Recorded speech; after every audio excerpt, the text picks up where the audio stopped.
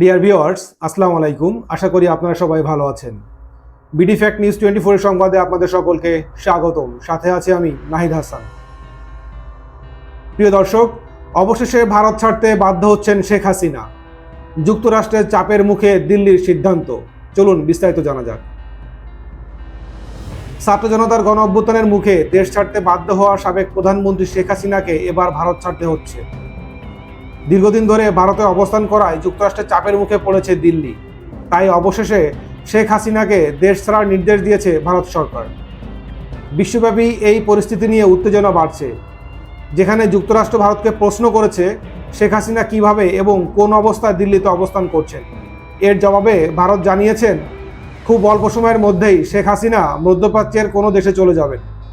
বিশ্ববিখ্যাত অর্থনীতিবিদ ডক্টর মোহাম্মদ ইউনুসকে এ তথ্য জানানো হয়েছে বলেও নিশ্চিত করেছে দিল্লি। শেখ হাসিনা ও তার ছোট বোন শেখ রেহেনা বাংলাদেশ থেকে পালানোর সময় কূটনৈতিক পাসপোর্ট ব্যবহার করেছিলেন, তবে ইউনুস সরকার পরবর্তীতে সেই পাসপোর্ট বাতিল করেছেন। কূটনৈতিক পাসপোর্টের অধিকারীরা সাধারণত ভিসা ছাড়াই ভারতে ৪৫ দিন বৈধভাবে থাকতে পারেন, কিন্তু শেখ হাসিনা অবস্থানের সময়সীমা ইতিমধ্যেই শেষ হয়ে গিয়েছে। কিভাবে তিনি এখনও ভারতে অবস্থান করছেন তা নিয়ে চলছে নানা জল্পনা কল্পনা। ভারত সরকারের পক্ষ থেকেও এ বিষয়ে কোনো স্পষ্ট বক্তব্য পাওয়া যায়নি।